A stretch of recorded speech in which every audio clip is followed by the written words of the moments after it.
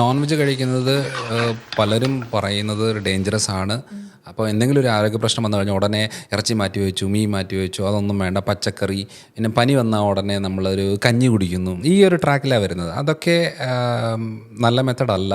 കാരണം എന്ന് വെച്ചാൽ വിറ്റമിൻ B12 എന്ന് പറയുന്നൊരു പോഷകമുള്ളത് നോൺ വെജിൽ മാത്രമേ ഉള്ളൂ, പച്ചക്കറിയിലില്ല. അതുകൊണ്ടാണ് ഈ ശുദ്ധ വെജിറ്റേറിയൻസിന് ഏറ്റവും കൂടുതൽ ന്യൂറോ റിലേറ്റഡ് പ്രശ്നങ്ങൾ, നരമ്പ് സംബന്ധമായിട്ടുള്ള പ്രശ്നങ്ങൾ, മറവിയുടെ പ്രശ്നങ്ങൾ, കോൺസെൻട്രേഷൻ കുറയുന്നത്, ക്ഷീണം, എപ്പോഴും മടിയും ക്ഷീണം വരുന്നത് അങ്ങനെയാണ്. അപ്പോൾ ശരിക്കും പറഞ്ഞ ഇറച്ചി മീൻ മുട്ടയൊക്കെ കഴിക്കണം.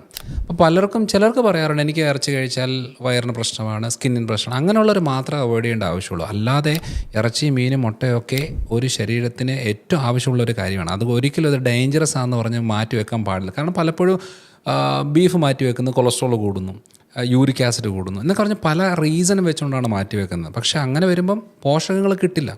അപ്പം എൻ്റെ ഒരു അഭിപ്രായത്തിൽ ഇറച്ചി മീൻ മുട്ടയെല്ലാം നമ്മൾ ഭക്ഷണത്തിൽ ഉൾപ്പെടുത്തി ഡെയിലി ഉപയോഗത്തിൽ അത് വന്ന് അതിനകത്ത് പോഷകങ്ങൾ നമുക്ക് കിട്ടണം.